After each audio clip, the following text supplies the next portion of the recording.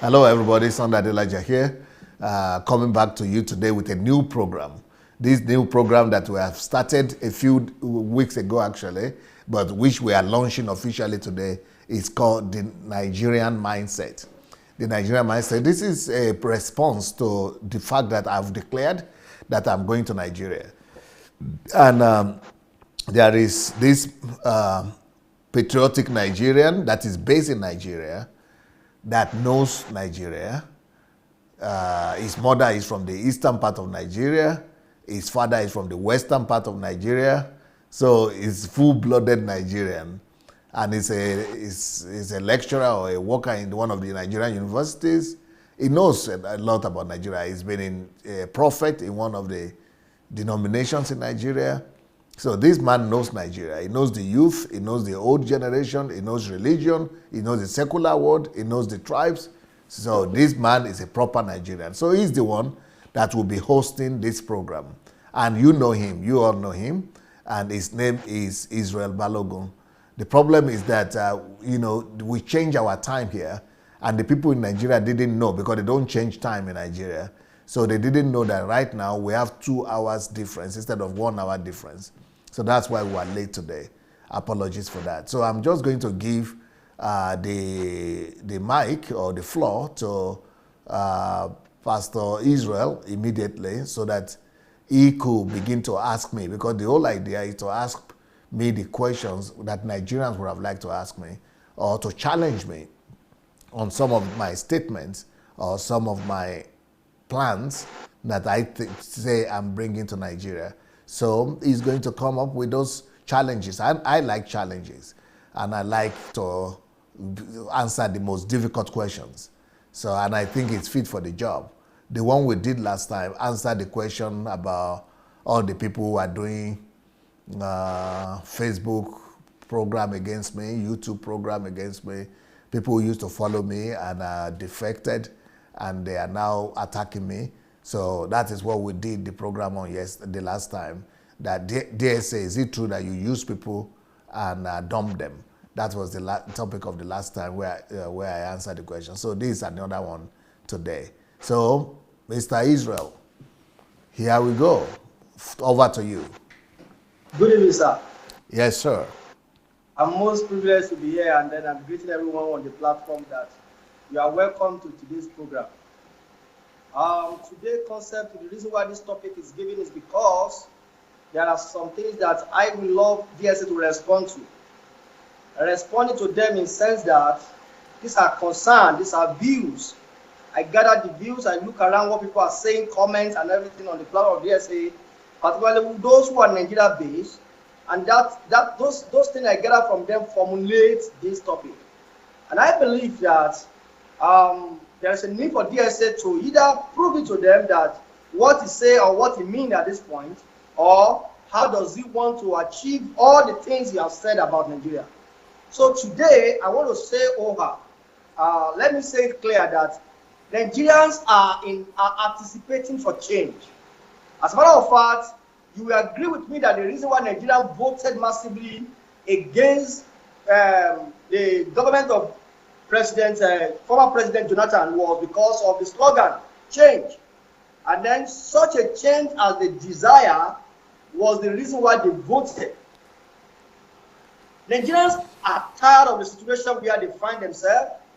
Nigerians are no longer finding it pleasing at the point where they find themselves. And therefore, I want to say Nigerians are waiting eagerly for a deliverer, for a savior to come. Also, I would like to say that DSA, everyone who comes from different countries are saying if Nigeria does not want you, they want you. But I want to say Nigeria says they want you, or not really you, but they want somebody who wants to do what intend to do. And therefore, this is the reason why I said Nigeria now therefore send me to you. One of the things that Nigeria are saying is, they said your plans are good. Particularly after the last seminar, last training, HMT, that the system is the way through which you can change nations. Those are practical ways in which Nigeria can be changed. But they are saying that how do you intend to deal with reality on ground? For example, the last time, I don't know the last time you stepped in Nigerian continent, Nigerian country or African continent as a whole. I don't know the last time you stepped 11 years, Africa. 11 years ago. 11 years ago. In Nigeria as a country, I don't know the last time you stepped there. 11 years ago. 11 years ago. And then, even when you came, I believe you came as a superstar. Because many ministries are waiting for you. Yes. Convoy, passing, you may not see. But now you're coming back to Nigeria. It's no longer the way you came 11 years ago. Yes. It's now different ball game. If the reality you will meet on the ground is different from what you think, or if Nigeria is spoiled, is damaged beyond what you imagine. Yes. You already have some fact and figure with you, sir. Yes. But what of if you come and you find out that what I actually imagine, Nigeria is worse than that? And two ways. The mindset of Nigerians you imagine is worse than what you imagine. One. The second aspect is the state. No, let me start with that, because if it's going to be too long or too much, I could get things mixed up. So if I come to Nigeria and I find out that things are much worse than I'd anticipated, I will only be happy. That is exactly what is needed for reformation and for change. Change don't happen when things are not so bad or when things are not bad enough. But it is where things are bad enough that is where change happens faster. Let me use another illustration. When there is a bit of light, people don't really mind. But when there is total darkness, that is when people are more ready for change. Let me use another illustration. Let's say right now in this room that I am in, I take a match box and I switch on the match stick. The effect will not be felt here at all because there is enough light here. But when there is less light, the lesser light, the more the effect of the little light.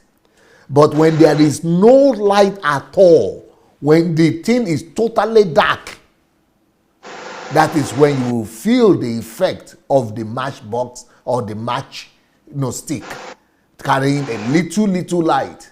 So for me, the worse, the better. The worse things are in Nigeria right now, the better it is for me to be able to affect the change. Because there are different kind of resources. We don't have much to say about human resources in Nigeria right now.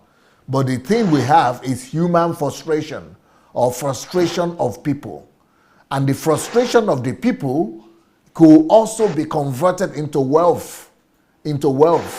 So I intend to convert the frustration of the people of Nigeria into some amount of wealth. So the fact that things will be worse than I anticipated is not what is going to discourage me. It's not what is going to be a challenge to me. I don't see that as a hurdle. What I see more as a challenge is the mindset of the people, the broken value system in the land. That might be a bigger challenge to me than the worse, the deterioration of the situation economically, politically, or socially. So, if the mindset of the people are worse, let me paint the picture of DSA. The mindset is such that they need a change, but they want it their own way. And their own way is, they need such an individual who will come on board, who will never stress them, who will never demand much from them, who will only come and begin to perform some miracles. They need a change in terms of anticipated revival. Do you know what I mean by revival? There is a song every church sings. Revival is coming. The revival that will last forever is coming. And then the mindset is there will be a time in Nigeria that some crusade will be, there will be a rising up of a crusade that will lead to massive healing, massive so winning that no one will be able to resist the movement. That's the mindset. And then if you come therefore and say, the revival has come, but it's not what we are anticipating. The decadence of the mind I'm referring to here is not only that they are respecting the typical something you are bringing, but they are thinking of something else. Okay, let me give you an instance. You are coming not only with the mandate of God. God has given you the mandate. God has given you the assignment. But you have gone further with the last message, last program I have with you, as they will call you are arrogant. They say you are arrogant. You want to change Nigeria. You said faith was not enough. You went ahead to seek required skills, knowledge, and informations. You are now coming with those strategies. But the mindset of the people is not in that line. They are only expecting a man who will show, and then he will just raise his hand, and all the bad people will die. How do we intend to convince them and explain to them that the best way out the revival they are expecting is not what they think, but this is what God has been sending to them? No, you are right on. I commend you. I commend your mind and your thoughtfulness. You are proving to me by the day that you know your people very well. So I must start by saying that. Number two, let me say that to answer this your question, it is only as true as its history is true. In history of people waiting for revival, it has been recorded that most of the people who wait for revival, when the revival comes, they get disillusioned and disappointed because the revival never consulted them. And the revival didn't come the way they expected it to come. That is number one. Number two, what history has taught us is that most people who waited for revival and even prayed for revival, that when the revival proper comes, that they become to be some of the fighters of the revival. They become the opposers of revival. So that is the lesson we learn from history, which confirms your assertion that you just gave right now. Now, so how am I planning to deal with that? Number one way, the very first way I plan to deal with that is, number one, by not being afraid of being controversial. And I think that all of you that know me by now, you should be convinced about that I'm somebody who is not shy of controversy and who is not afraid of controversy. That is number one, because everything I will be doing will be steering a new form of controversy. Everything I will be doing will be controversial. So somebody that is afraid of controversy, like Nigerians are, especially like pastors are in Nigeria, they don't like controversy. They don't like public disgrace or public controversy. But I am the opposite. I thrive in controversy. So, I've been prepared for this. That is one strategy that I'm going to be using to try to challenge the mindset and to try to pass across the value systems and the belief systems of reformation that I'm bringing. That is one. Number two, I am not going to be afraid to start a fight and to make enemies. So my willingness to die has fortified me from the human fear, the normal human fears. And the normal human fears is the fear of death. And because of that fear of death, people are afraid of starting a fight. And people are afraid of stepping on toes. People are also afraid of offending other people. But because I'm not afraid of death, I'm actually coming to Nigeria to die. Either to die by assassination or to die natural. Anyhow, I am coming to Nigeria to die. And because I'm already a dead person, I see myself as a dead person already, I'm not intimidated, by the fear of death. So I am willing to step on toes and to start a fight just to bring about the transformation we're talking about. So I'm not going to expect people to lay the red carpet for me, or to welcome me, or to see me as a celebrity. You know, let them see me anyhow they want to see me. Let them fight if they want to fight. Let them try to kill me if they want to, and if they can. But I am, I'm not perturbed by that. I'm by the possibility of even dying if necessary. I am already a dead man, and I'm coming to Nigeria to die. But this work has to be done. Zvuk.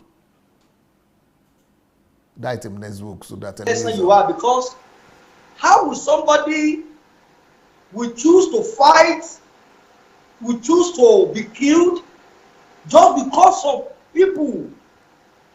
This to me is beyond being ordinary.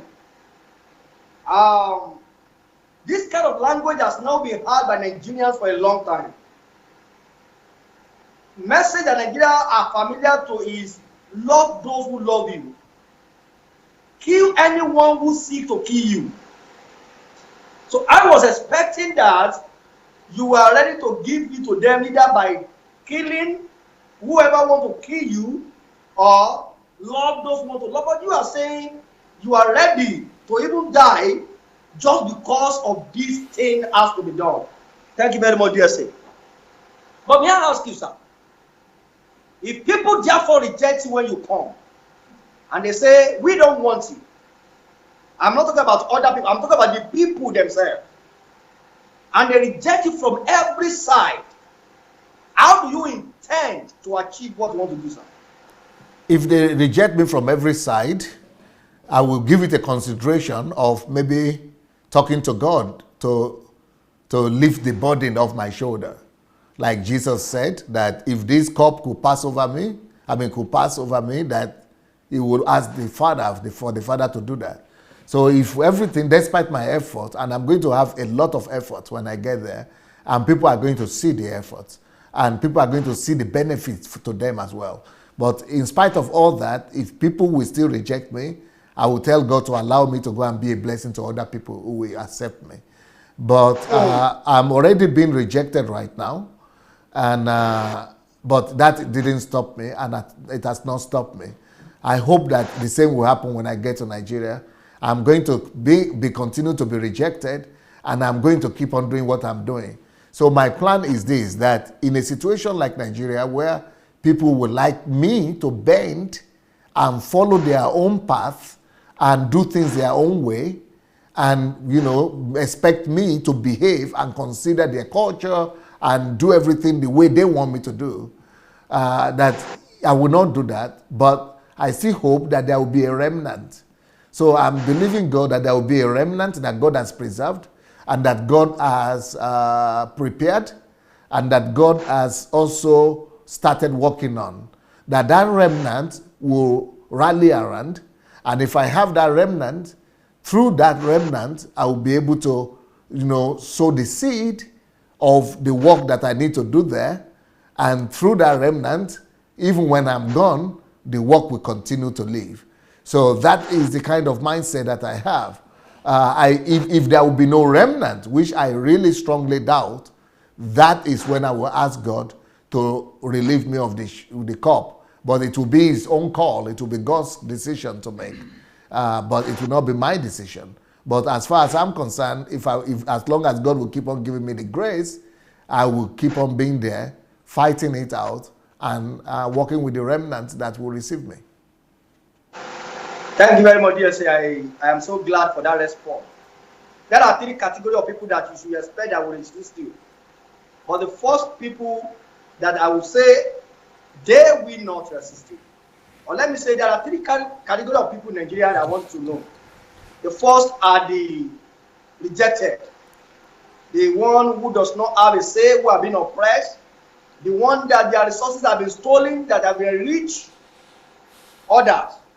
Those ones are going to welcome you because you are coming with solution. But the second set of the people, they are the elites. They are the one who benefits. They are the one who benefit from they are the intermediary, let me put them as intermediary, as from within those who benefit from the poor and the poor. The elite set of people I'm referring to, they are the one that connects the resources of the poor to those who are super rich. And because they are in between the middle line, they occupy the position of hearing from the poor and communicating it to the super rich, and then telling the super rich what to do to them, to do to the poor, because the poor are outnumbered. So they are also the one that collect little remnant from the up and give it to the poor. Those people, they are going to be one of the people you are going to resist. They are going to resist you. They also control mind of the people. They have influence over their home towns. They have their home boys that work for them. And so if you are coming to stop their income, to stop the way they make their money, they will not tell the followers that you are coming with the good intentions, but they will steer them up against you. And so this first set of people, I don't know if you understand my analysis, sir. This first set of people who are willing to accept you with their open arms are going to be the one that will fight against you now. Why? Because the propaganda of the elites painting you to be someone else, telling them who you are not, stirring up the anger of the people, so that the people that are supposed to say the Messiah has come will be the one to stone you on the streets. Now, the super rich who are at the top, they are the ones that hold the power. This one, if they give you a platform to work, either the rich, either the middle class or the elite allow you, or the masses, the poor, disallow you. The power you get from those at the top is enough for you to do whatever you want to do. But they are going to resist you. Because why? They are benefiting from the system we have on ground right now. DSA, I don't know where you're getting my analysis. Very well. They are benefiting from the system. Anything that alters this present system will stop them from being who they are. Yeah. Sadly, what saddens most in that situation is they don't have another life. They have just only one life. The only one life is they must recycle within power as to keep themselves relevant in the country. So now, how do you intend to handle these three categories of the people? Nigeria said, as we ask you, sir.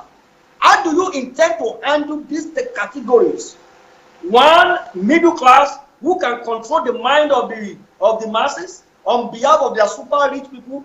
The last one is the super rich who are in power, who would not want you to do what you want to do, and they are willing to frustrate you.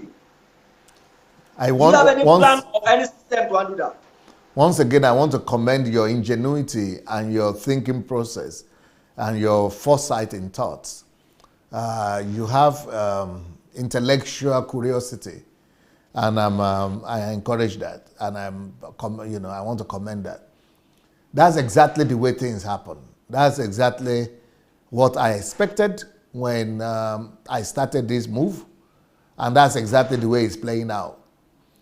So how do I expect to deal with all of them? There are different strategies that could be adopted, but just what you see me doing now in regards to the religious cabals and the religious elite, this year, before the end of this year, expect me to take on the elite of Nigeria. You are familiar with Elijah Challenge.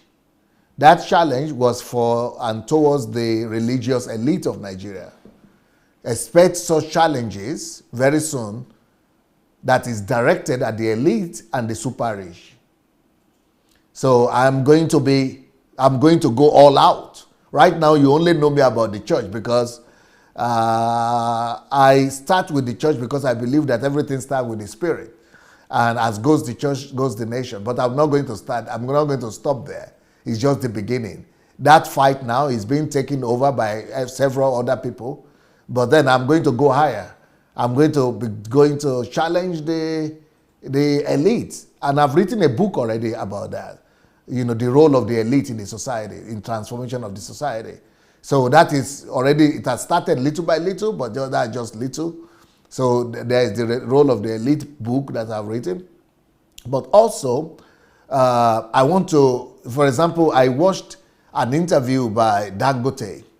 So Dangote, for me, is a future partner. I like him. I love him. In fact, I want to do a program about him very soon. I love Dangote. I love his mind. And I think, you know, we are going to have very good relationship with him. He reasons very close to the way we reason, to the way I reason. And I want to partner with him. So there are some rich people like that I would like to partner with. There is another one, Tony Elumolu or something. Yeah, I want to partner. People who are really doing things right, I want to partner with those. But the ones that are that are not doing anything or are indifferent, oh, they are going to feel the heat from the kitchen, just like the GOs are feeling it right now, soon and very soon. Thank you very much, Dsa. I think this is very, very important, and you have really handled it very well. Nigerians are asking, sir, and then what they are asking is, there is a problem at hand, the problem of governmental support in line with having approval from government, and which you have handled, you have spoken about it. But what the Nigerians are now saying is, if need be that we force you to lead the nation. Now, this is not seeking your permission, but Nigerians forcing you to say, if this government will not let us have this transformation, we want you to lead us. Will you be ready to accept the challenge, sir? Yeah, that is one of my conditions for considering political post, because political post for me is a big demotion. For me, going to politics is a big demotion. It is the demotion, it's like going low, coming down from a high a high place down. So for me, going to be a political player or a politician would be to die to myself, big time. It would be like killing me. But even that I would be ready to do if the politicians today will not accept or will not consider the project that we are bringing. If they will fight it and be against it, that is number one. Number two, I might not need to go to politics myself. Maybe some of my people that I will influence will do that. But if the nation will beg me and ask me to come and play a role, then I will have some conditions for them. A lot of things will have to change. But there is a possibility to consider that as well. Okay, thank you very much, Dsa. All right, now you are actually answering questions that Nigerians want to know, and then I believe many of them who have been asking these questions will be getting answer to them. And then I also want to say that one of the tools that you will need when you come to Nigeria is the platform of church.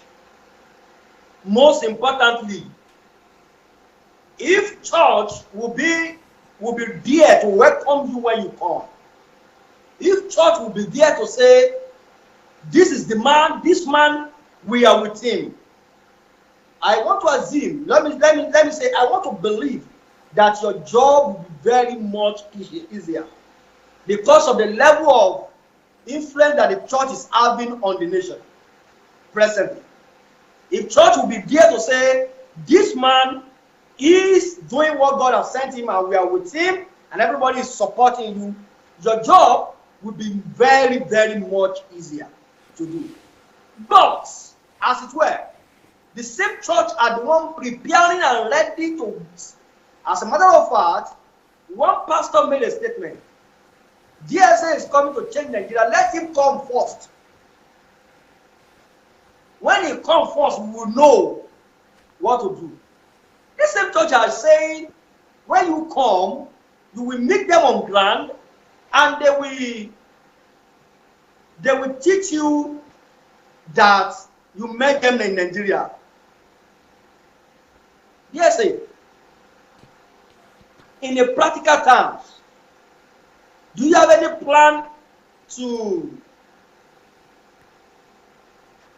bring back the church on your side, or how do you intend to go ahead doing what God has sent you to do, and yet facing the crucifixion of the church? Nigeria, I want to know, sir. First of all, I think the church is going to be with me one way or the other, or at least part of the church. The hierarchy of the church will be against me. But if the church is the body of Christ, the church is not the hierarchy, and the church is not the building. It's not the building. So the building, the hierarchy, the system of the church might be against me, but the things that I will be doing when I get to Nigeria will compel the body of Christ, of ordinary people who have eyes to see and ears to hear. They will be compelled to recognize what I'm doing to a large extent. Maybe not in the denominations and the hierarchy, the organizational kind of religious body might not recognize me. But people who are redeemed and truly love God and love the truth, some of them will be on our side. But do I really plan to bring back even the institutionalized church to my side? I will wish to. To make the work that I'm doing easier. But I don't have the guarantee or the assurance that that will ever happen. Because I'm not going to I'm not the type that likes to compromise. I can compromise on some little things, but not on the vision. So I'm going to be open to discuss with everybody, the hierarchy, the institutions, and the religious bodies. I'm going to be willing to discuss with all Nigerians about the change we are bringing, and any one of them that wants to receive us, or those ones that want to fight us. But I'm going to do the same thing with the mosques. So we are going to see. Maybe the mosque will be more ready to receive me than the Christians. Thank you, Dsa. Maybe there is a need for you to understand what they mean by church in Nigeria. I would really like to learn more about that. When the word church is mentioned in Nigeria, they mean the pastors. When you hear the church has decided, they don't mean members. You know, we have the church and the members in Nigeria. So when they say the church will get back to you, what they're saying is the pastor, the hierarchy will get back to you.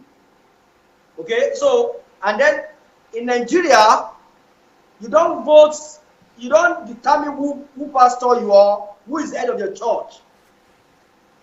You can only come and go. So, if the hierarchy of the church is against you, it's like the church. That is the definition of the church presently in Nigeria. But you have said something that's very vital. Whoever have the ear to hear, they will listen and they will follow. And second thing that I think is going to work in favor of this movement is you are not coming with demand from them, rather you are coming with solution to their problems. And I want to tell you, even the associate pastor will come by the night to come and feed the poor. I can guarantee you that. So to have the church on your side will be the easiest thing with what God is bringing to Nigeria through you. But I'm telling you that by the time, you see, it's not easy for me to talk now because I've talked before and I'm still talking, but some people are so skeptical. They don't want to know the circumstances that I'm in and that sometimes circumstances could be beyond you, and that is why I'm not in Nigeria right now. But I hear all the time people saying, why is he not coming? Where is he? Is this, you have been talking like this, come on, shut up. Come, let's see, calm down, shut up. Why are you not coming? They don't want to reason with me that it's not because I am not coming, it's because of the circumstances as I'm in. But by the time God allows me to come, by the time God releases me to come, it will be very difficult for Nigerians not to recognize me. I can assure you that in the first year, 1 year after I get to Nigeria, even though I'm not planning to have a church, but I will have nothing less than between 1 to 10 million people supporting me. Just because of what the programs that I've put in place and that we are going to start. It's going to be difficult for anybody to resist the gospel of the kingdom that I'm going to bring. The impact of the gospel and the work that I'm going to do. Just like it is impossible for Ukraine to resist the work that I'm doing here, or to deny the work I'm doing, or the nation it's impossible to stand against what I'm doing here. They hate me. They don't like me. I know that. They want to kill me. They want to eliminate me.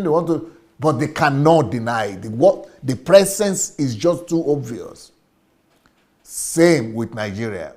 But this one will be like a training ground compared to Nigeria. When I would reach, before I even come to Nigeria like this, remember my words, Nigeria will be shaking before I come. And this one I'm doing, I've not even started anything. No. I'm only doing live broadcast, and I'm not even doing this one for Nigeria mainly. I'm just doing it mainly to record my messages, really. Because now they are not watching me. But it is when I get to Nigeria, I will be able to package this for television and radio and things like that. That is when it will be for Nigeria, for Nigerians. But the Nigerians that are watching it right now is a bonus. It's like I'm surprised, and I'm pleasantly surprised, and I'm glad when Nigerians like you come and watch. But what I'm really doing is I'm preparing the ground. This one for me, I've not even started the project yet. I'm just getting ready. So if this is my preparation, getting ready here, and people already hear that there is someone like DSA, believe me, by the time I really start my project,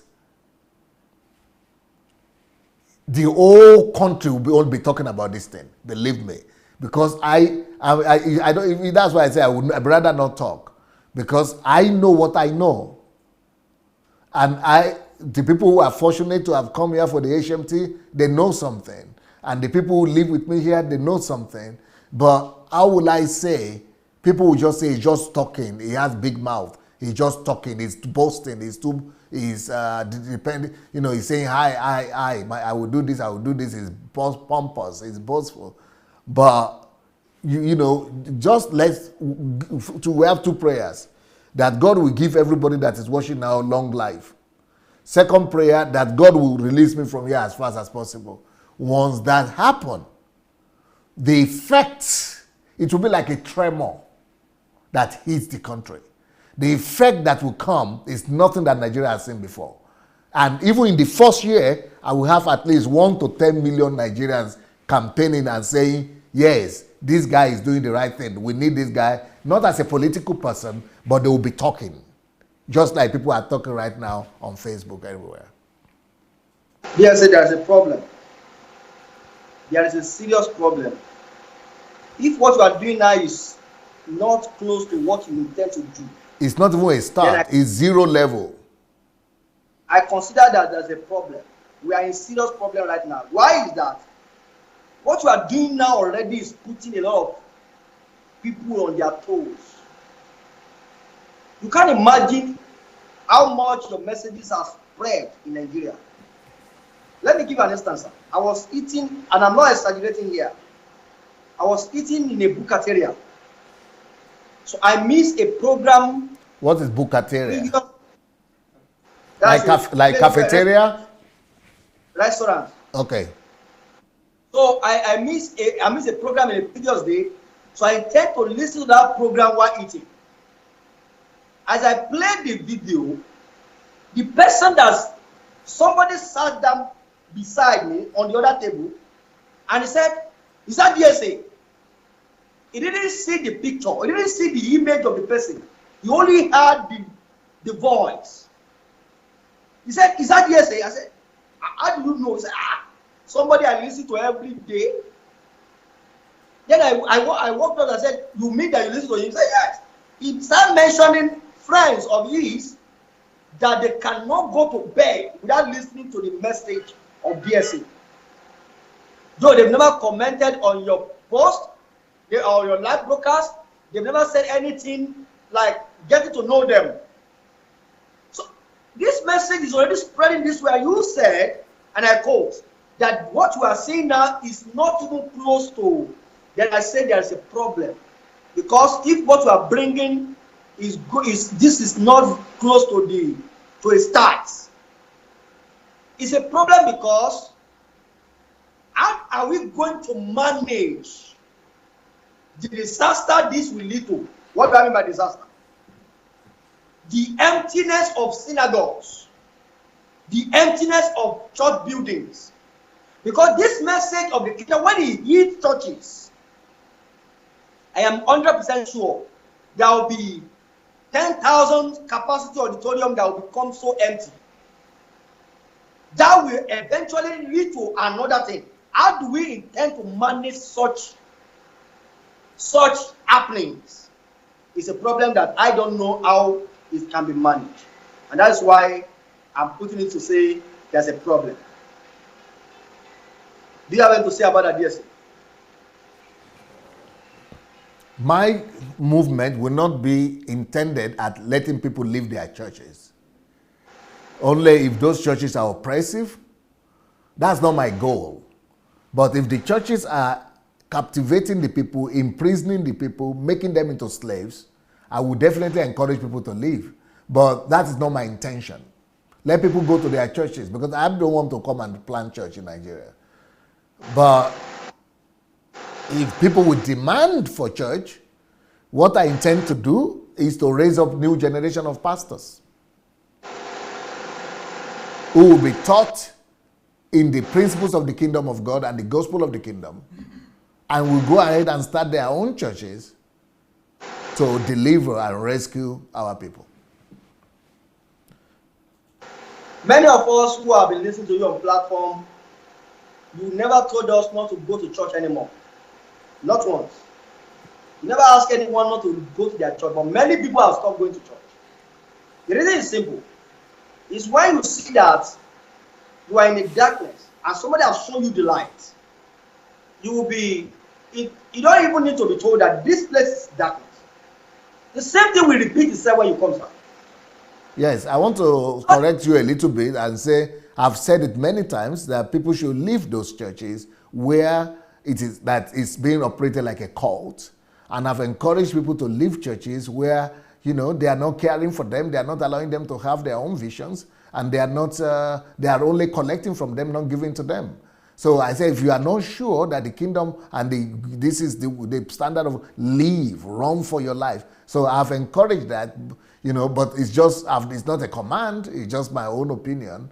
And but I've also said that there are no churches in Nigeria, that even though they are remnants, but I think what that will lead to is that a lot of these churches that are there right now, even that are doing things wrong, will be forced to begin to review their practices and their doctrines.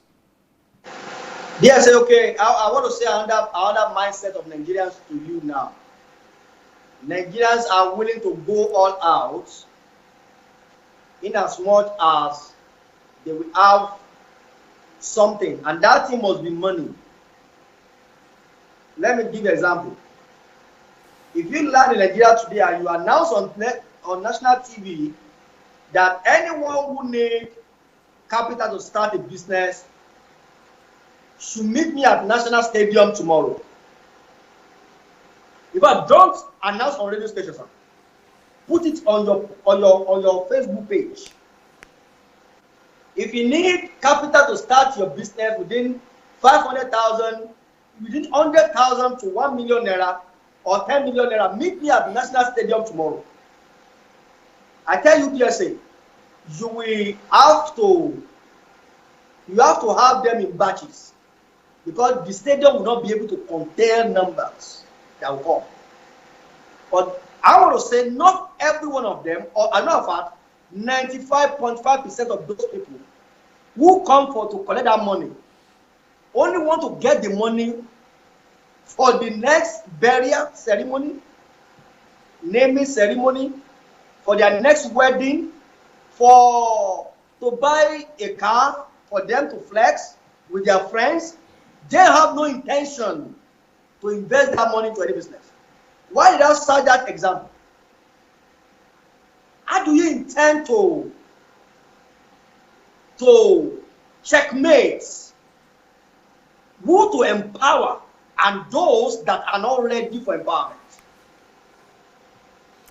Well, when you say that Nigerians might not receive me or might reject me, actually, I am less concerned about that one. I am more concerned about the people who will come to me. My greatest fear about going to Nigeria is the people who will respond to me. That is my greatest fear. My greatest fear is people who will receive me.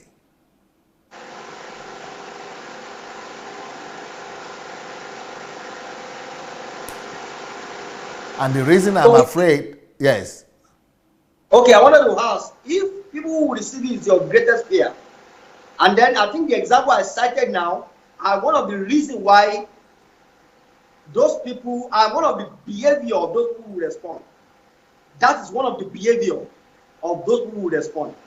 How then do you intend to know those who are responding to the message or they are responding to the opportunity they will get by responding to you? Well, let's check my track record with working with Nigerians. I only started working with Nigerians since 2016 here on Facebook. And from this record of working with Nigerians, I've had maybe crisis with them maybe every year, at least once a year. I will have one crisis or the other with Nigerians who are following me on Facebook. And that track record is a poor one. It means that I don't really know my people yet. I don't know their mindset. I don't know why people behave the way they behave. I don't know what's wrong with them. Their value system is totally different from the one I'm used to and the one I'm bringing.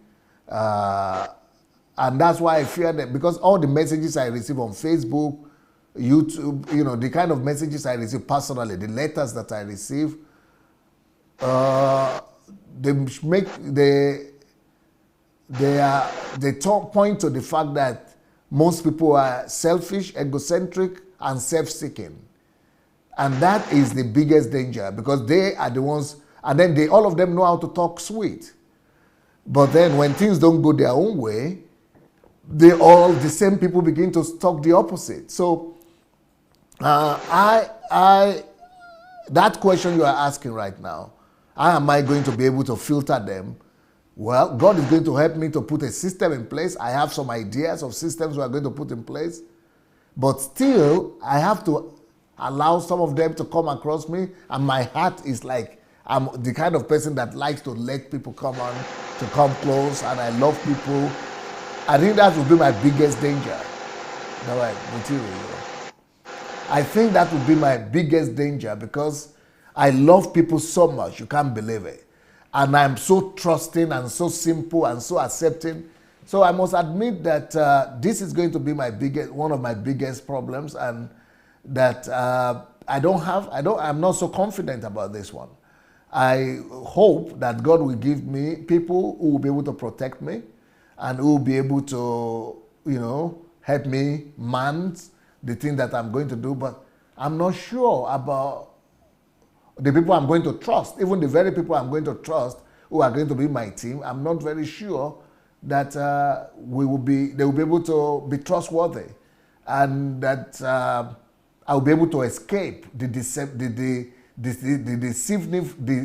deceptive nature that I've seen among our people. It's almost like everybody is out there for some selfish gains. It's a new concept for me right now. It's difficult for me to even to believe that people think like this.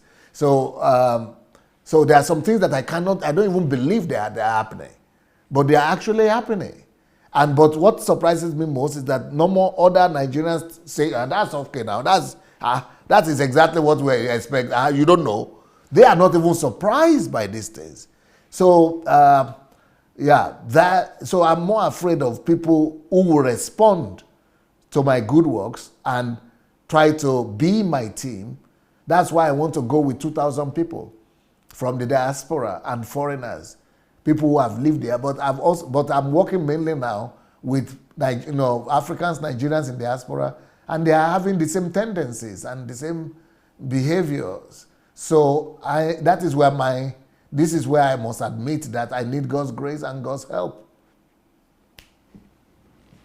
I know this program very well. The title is The Nigerian Mindset. And then one of the things we are going to be dealing with on this platform is to explain the mindset of the people, how they think, and what we think is right.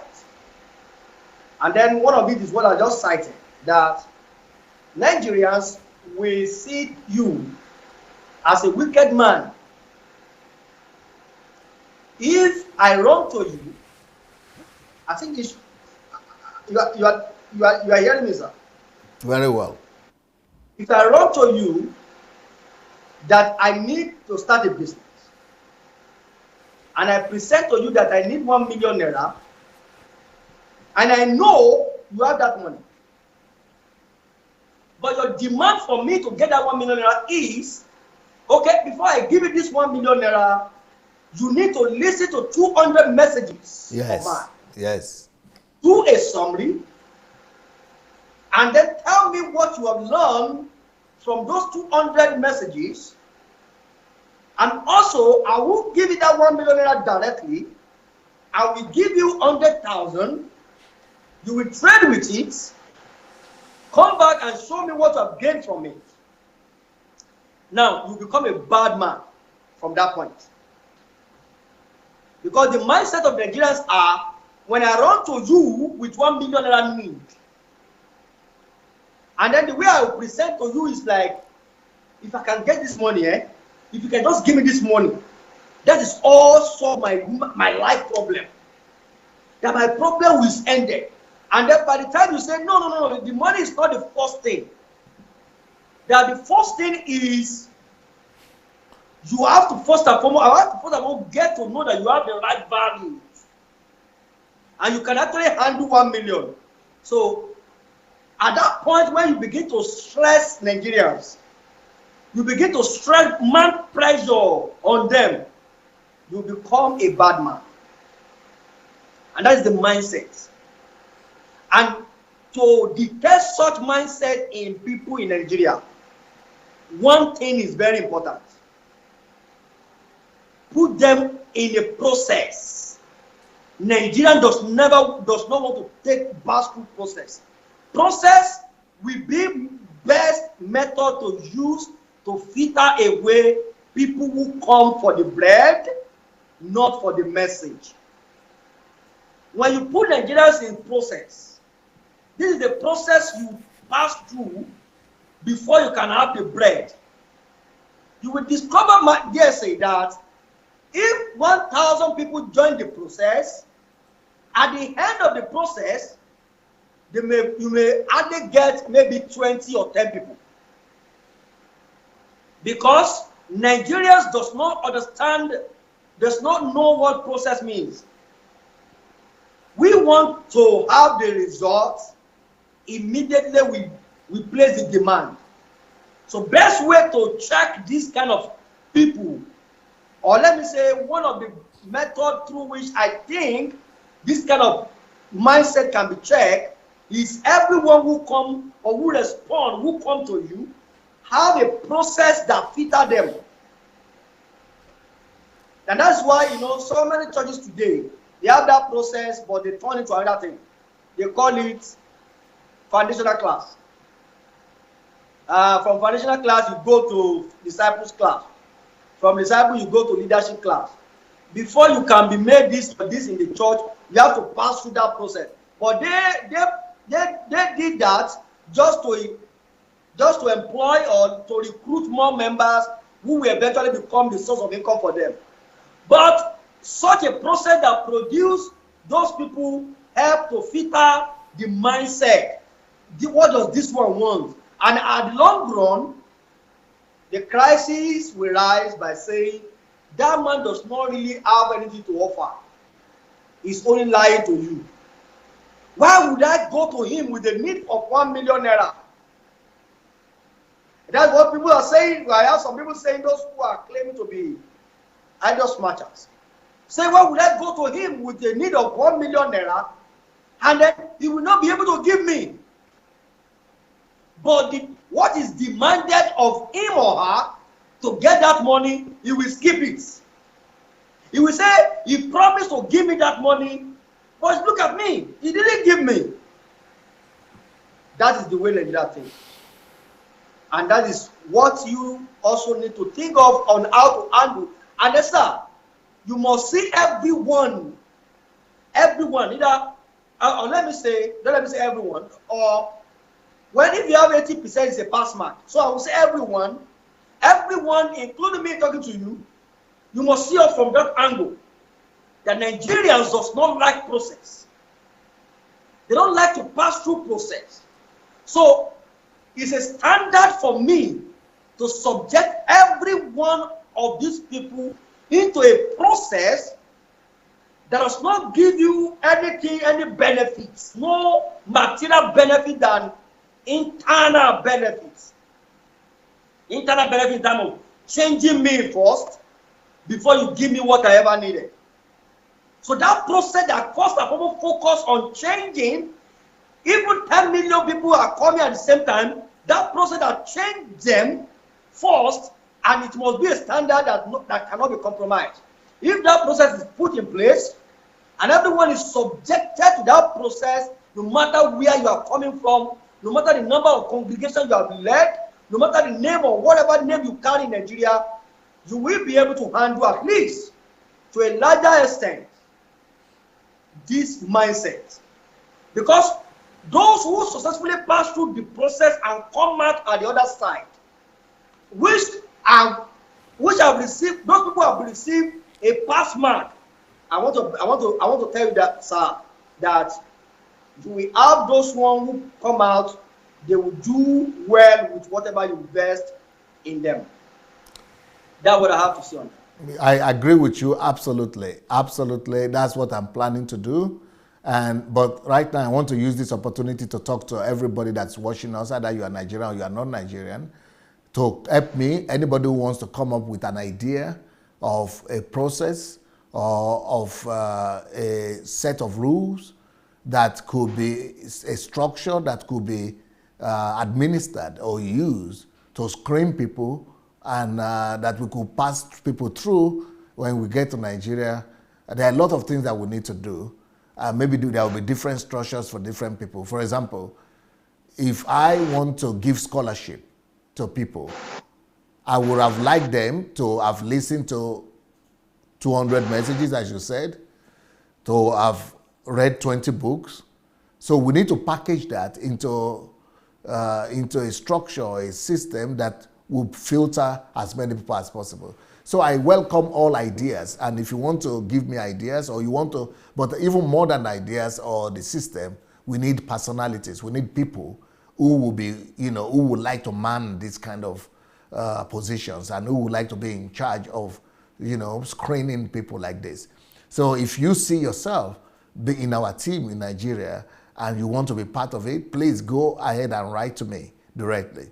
My email is pastor@godembassy.org. pastor@godembassy, one word, godembassy.org. Write to me direct. But for other people who just want to join the team and be with us and go with us to Nigeria, you don't need to write to me like that. Just go to the site and register. And the way to register is to go to my blog, sundayadelajablog.com/Nigeria. sundayadelajablog.com/Nigeria. If you want to go with us and just join the team in Nigeria or anyhow. But you have to begin to prepare yourself now too. But the ones who really want to join the inner core and build systems and, you would think that there are systemic people who will really be able to do these things, write to me direct. One of the questions Nigeria wants me to ask to DSA, you have mentioned it earlier. And then I would love to take you back to that question. Nigeria are thinking rather to say that, is this thing only for Christians? How about atheists? How about Muslims? How about traditional worshippers who are Nigerians, who also are willing to hold on to their religion, but still want to be part of what you are doing, and then even in fact, they have something tangible to offer? How do you intend to welcome them? I'm going to treat everybody the same way. They also will have to go through listening to my messages and reading my books. Besides that, they all have to pass the exams. So, for example, as far as I'm concerned, it doesn't matter you're a Christian or a Muslim. Thank you very much, dear sir. Thank you so much, and I think that answered that also. In as much as I have said, this is not about are you a Christian or you are a Muslim. That welcomes, it gives opportunity to all Nigerians to be part of this.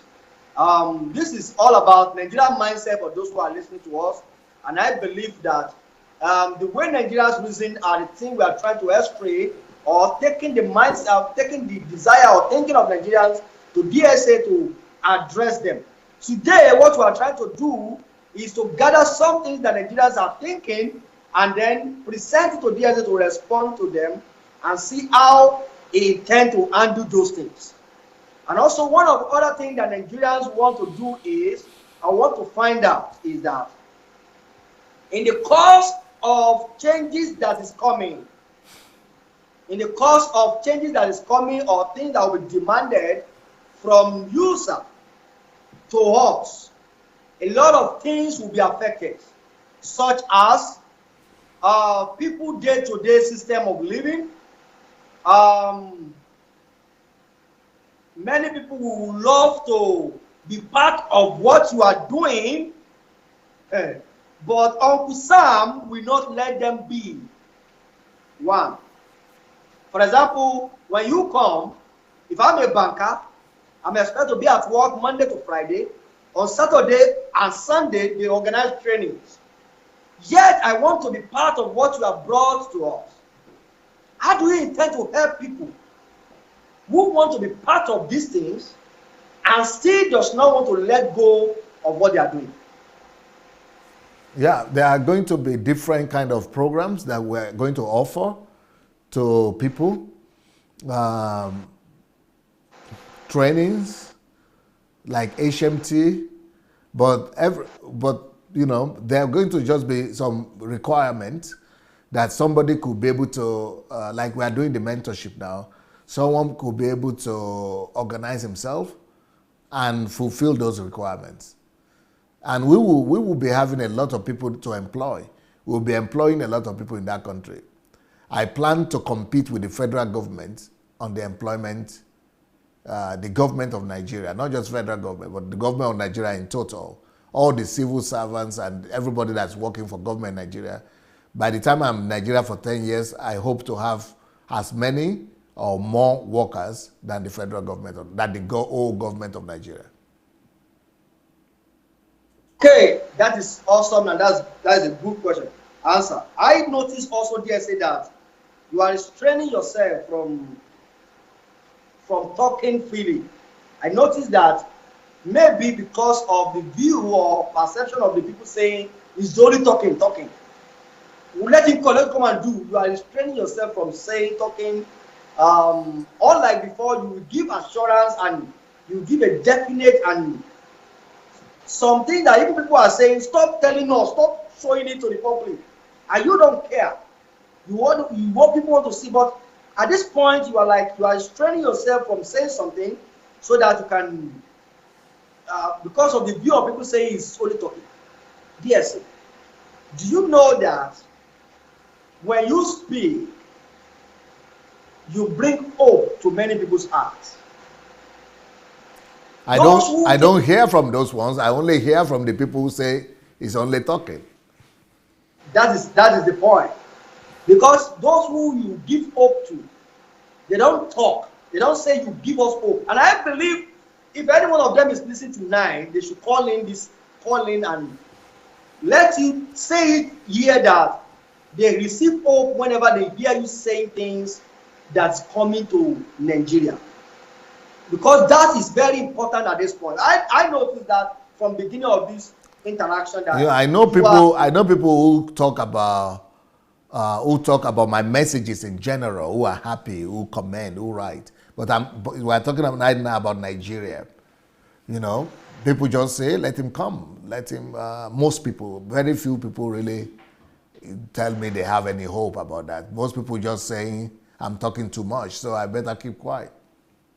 All right, thank you very much. Yes, that's why I said, those who are having hope, whenever they hear you, they are the one who does not have a voice, who could not come out and speak. But those who say let him come forth, they are the ones who are afraid of your coming. Because when you come and you eventually do what you have said you will do, they are going to become nobody. So, and I'm repeating, sir, that when you talk and you present these things, hope is restored into many people's hearts. I am a living testimony. Many a time I talk to people, I said, Nigeria should hold on. Help is coming. Because I totally believe that when I hear these things and I look at the street of Lagos, look at the street of Oyo State, and I see people walking on the street, what comes to my mind is very soon these people, hope they've been waiting for is coming to them. So yes, I want to beg. Anytime you need to say this thing for us to have hope, please, sir, do not stop saying them. Because it gives hope. Last HMT, proving it again and again that through system, the nation can be transformed. And such hope that we gain from hearing that is what is keeping many of us waiting. Sir, I love that you openly, many people, of course, you have said earlier, you are not afraid of controversy. You welcome them. And if many of them will say that he is only talking, let him come. And many people are saying, when you talk, we are having hope. And that hope is building faith in us.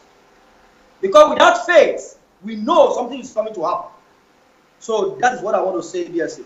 And I call on everyone who is listening to this program to endeavor to call in and to make their own mind known on this matter. Yeah, by the way, to call in, you need to go to Facebook Messenger, and when you get to Facebook Messenger, look for Move Agents, one word, Move Agents Matic, Move Agents Matic. Just look for that, and then you can write and say, I want to call, or I want to contribute. Or you could just write. Don't call, just write and say, I would like to contribute, and we will call you back. Nigeria sent me to UBSA, and Nigeria wants me to say that they are tired. I have said earlier, they are tired of the situation where they find themselves. There's no hope anywhere. They are only keeping hope, hoping that someday somebody will surface and somebody will come with help. Nigerians are saying that they are looking forward for someone who will come one day and set them free from the situation where they find themselves. Nigeria sent me to UBSA and they are saying nothing is working in Nigeria, nothing. Not even one institution can you mention. You can mention that is working.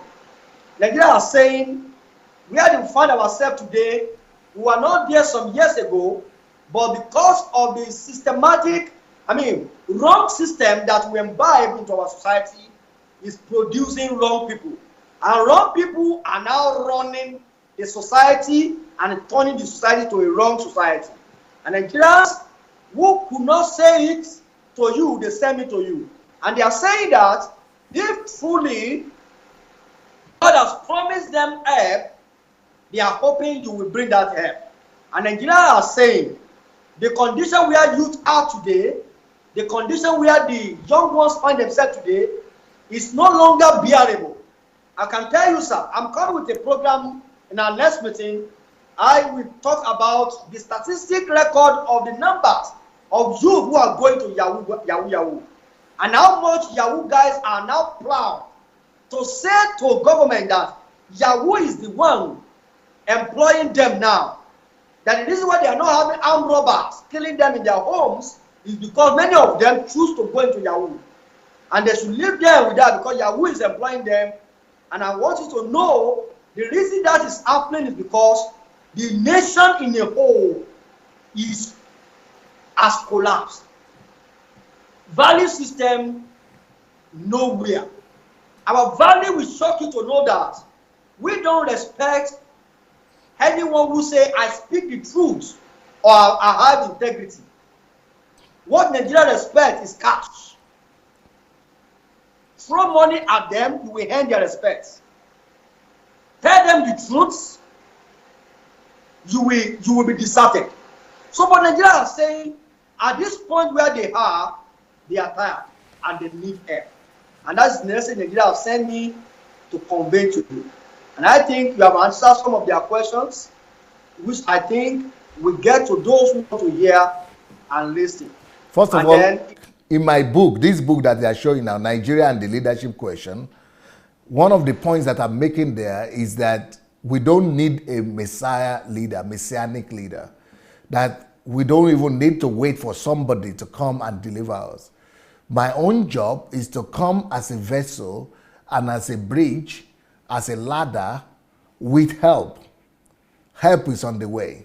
But not only, I'm just one of the servants that is coming, but I'm a means, I'm a tool in God's hands. But not only me, you know, we have a group of people that God has prepared and that God is preparing. So we are going to come. Even some people will not come, but God has prepared them. People from other countries also who are going to be behind this thing, that God has prepared so many people. But because I'm a Nigerian among them, and I'm one of the leaders, or maybe the central figure from some of these things, being a Nigerian myself, that's why I'm taking the responsibility on myself that, yes, I am coming. And because I'm coming, I have galvanized a lot of movements, a lot of consultations, a lot of agreements, a lot of things have been done, preparations have been made for my coming. So I am representing the interests of a lot of people that God has prepared. And I'm, a spokesman for them, that it's not just one messianic leader, but we are coming with a change. I am coming with a team and representative of, many interest groups that we will stand together to rebuild a new Nigeria. So I would not that's why I don't want to go into politics, because I don't want people to think that when a good leader comes or when a messianic leader comes, then the country is going to change. I want the country to know, in this book I made a point that, it's a new strategy we need to change Nigeria. And that strategy is written in this book. I appreciate your response to that, and everybody who needed to hear this are hearing it. And the essence of the reason behind this program is to respond to some of the questions which you have dealt with accordingly. And I think I am done with my questions, giving room to those who want to call in. Thank you very much, sir. Okay, for the people who want to call in, the floor is open right now, so we could begin to receive calls. And anybody that wants to call in, please go to Facebook Messenger, look for Move Agents, one word, Move Agents, MADIC, and you could write to us that you want to call or drop us a line. Meanwhile, while we are waiting for you, I've already spoken to you about this book, Nigeria and the Leadership Question. It's one of the most powerful books you will ever read about Nigeria in this book. So everybody that has read this book have cried and have laughed and have said this book must be put in every school in Nigeria. So please try to read that book. Are there some other books there we have? Other books that I have here is this one here called Only God Can Save Nigeria. What a Myth. So it's a myth that only God can save Nigeria. God has already done everything from his side. Now, our salvation is in our own hands. And that is contrary to the conception and to the belief system of Nigerians. But if you read that book, I believe that you'll become a convert. You know, some people say it's the most powerful book they have ever read. Only God can save Nigeria. What a myth. But I think I have some other books about Nigeria here. The Nigerian Economy, The Way Forward. This is for people who are interested in how to move Nigerian economy forward. In this book, I'm giving my own strategy and understanding on how to make Nigeria become one of the top 10 countries in the world. I have another book also that is called, How to Make Nigeria the Greatest Country in the World. Is one okay? How to Make Nigeria the Greatest Country in the World is another one that you might want to read. People said every Nigerian has to read this one. That, you know, after this, you will that your ego, you will become proud that you are Nigerian. I have another one that says, when Nigeria, this is it, how the Nigerian economy can overtake the American economy. How the Nigerian economy, people think it's a joke, but until you read it, even recently we had a survey about what book of DSAs is your favorite book. So after reading this book, people are now writing it as one of their favorite books. Because, you know, before they were not reading it, but I think it was Anu who did a review about it, and people started reading it. It is mind-blowing. What you are going to see there will also bring tears to your eyes, but also make you very hopeful. So let's see if we have some callers. Let's see if we have some callers who are going to call into the program. Okay. So, huh? That much now. It's retreat at Ocean. Meanwhile, for the men, I've just written a book for the men, my first book in English for men. And this one is both for men who are married, but especially for men who are getting ready to marry. Or even you are already married, but you want to know more things about the role of men in marriage. It's called, Am I Ready to Become a Husband? Am I ready to become a husband? So these are all the preparations that a man must go through before he becomes a husband, before he forms a family. So am I ready to become a husband? It's on pre-order right now. You can actually get it on pre-order for about $3 plus. I hope this will help you to build your family, and even if you're a husband, to be a better husband. And even the women have to read it so that you know what is expected of your husband or your future husband. So this book is actually a second one, because I had written one. Am I ready to become a wife? Is the first one I had written. So, and this one is the parallel one, the seconded one. We are seconding that one. Am I ready to become a wife? By writing this, am I ready to become a husband? So let the men also get to read their own as well. And of course, we just finished the system, HMT, and that's the book about system there, system building. We have another one that is the process, the book about process. And then we have another one about how to find money for your dream. And then we have the daily planner. And that daily planner is out there also on Amazon. You can get it and plan your day to help you to be organized and to guide you into your calling, into your destiny, and into whatever God has called you to be. So, do we have callers? Hello? Oh, hello. Yes, can you put off your Facebook or YouTube, because I'm hearing my voice there.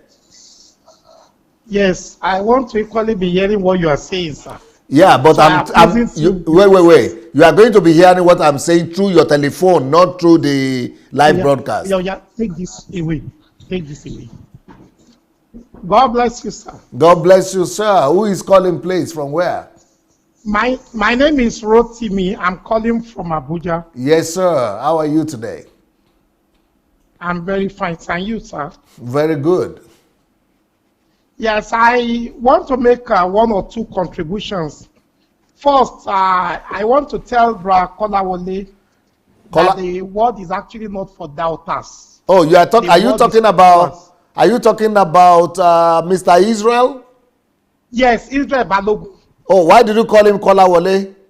Sorry, a slip of tongue, sir. Ah, okay. What did you want to tell him? I want to tell Bra Israel Balogun that the word is not for doubters. The word is for doers. So as many that feel that you will not be able to do whatever you have accomplished anywhere in Nigeria, there are people who don't even understand the way Nigeria works. Hello, sir. The word is not for... The word is not for doubters. It's not for people who doubt. Okay. The word is not for the Thomases. Okay. And it's for the Josephs. Okay. That is you are talking about the world, right? Yes, the world that we live in. Okay. Or the universe is not for the doubters. Okay. It is for those who are doers. Who are doers, okay. Yes. Now, having said that, let me quickly share a little experience, sir, before I now mention one or two things that I needed to tell you. Okay. In 2007, I own a microfinance outfit. Yes. And one way or the other, we lost the microfinance outfit. Okay. And about that time, I had disagreement with them in the church where I was pastoring over the issue of collections and get out of this place. Over the issue of collections and all the rest of it in the church. Not long afterwards, sir, that I resigned my pastoral assignment in the church. Our business had a problem. Speak louder into the microphone, please. Your voice is going down. No, sir. I don't know if you're hearing me now. Good. In 2007, I used to pastor with one of the biggest churches in Nigeria. Yes. I had a microfinance bank. Hello? Go keep on talking now. So shortly after that, we had problem with the bank. And so many people were mocking me and saying I backslided because I challenged certain things that they were doing in the church that to me looks more like commercial practices and that were not sound gospel. Shortly after that, I lost my business. There is nothing they did not say, backslided, the rebel, and all the rest of it. Now, sir, fast forward to 13 years. We have been able to build, by the grace of God, 3 businesses, employing more people than we had in 2007. Now, all those who doubted them, now they are looking at us at the top. Now, hello, sir. I don't know if you're hearing me. Go ahead, please. Now, having said that, Nigeria is actually a virgin ground, sir. That what we have not been blessed with is to have visionary leaders. Many times when I read the history of Dubai 20, 30 years ago, and when we compare Dubai to Nigeria, it took just somebody who is a visionary person in Dubai, the emir, to turn around the fortune of Dubai. Is Nigeria anywhere close to Dubai? 99% of what is sold in Dubai, sir, is not produced in Dubai. That somebody has true vision, been able to change a jungle to the biggest tourist attraction center in the world. Now it takes vision to accomplish that. Now, if you come to Nigeria, sir, I had something that I'm working on that I can actually give to you. We have 774 local governments in Nigeria. There is no local government, sir, except maybe for Lagos State today, that you will get to, sir, that we still cannot find 100 hectares of land. Now, many times I imagine that why would local government chairman, why would state government not invest in tractors and assign land and get people, young graduates that are unemployed, and monetize agriculture, bring people from Israel to go into agriculture. I currently have a template that working 100 hectares in each of the 774 local government will give 4 million, will create 4 million jobs. Hello, sir. Yeah, very impressive. Yeah. Now, unfortunately, sir, you don't need money to do this. We don't need one cover to do it. So there are investors, there are people who sponsor agriculture today.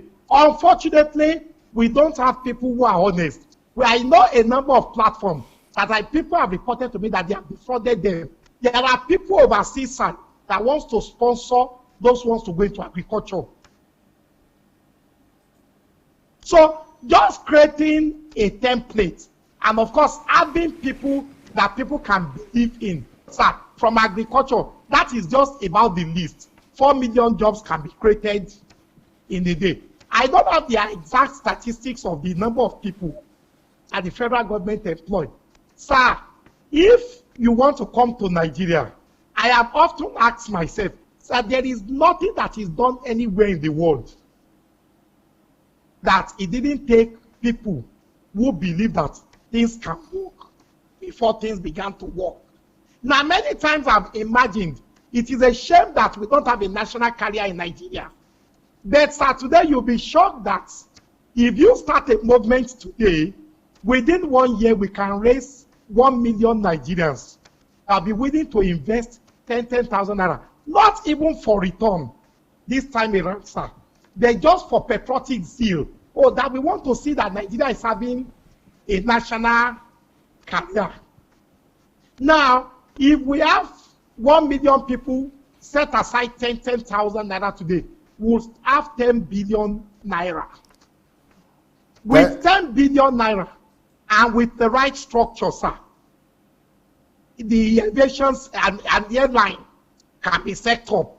So it does require people that people can believe, men of honest report, like the Bible said, that people can believe in. I have had instances where people tell me that, wrote to me, see, I want to invest money. The challenge is that we don't know people that are trustworthy, that money can be given to. And sir, there are companies that you can float in Nigeria. You don't need to operate for 5 years for you to go to the stock exchange and raise money. I have not seen very responsible people that have gone to the stock exchange, sir, that oftentimes when they raise funds, they don't get more than they require. So that is even to say that the capital that many people think it's an hindrance to establishing businesses is actually not an hindrance. If you have a fantastic blueprint that people can understand, people can relate, and that can be executed. So I want to say very well, I want to say, sir, that perhaps, and I know that you're not the type of a person that will be discouraged by whatever thing. Most people, I had a report on my table yesterday, sir. The deposits in Nigerian banks, a report from Central Bank yesterday said it's just owned by 2% of Nigerians. About 90% of the deposits in Nigerian banks is just owned by 2%.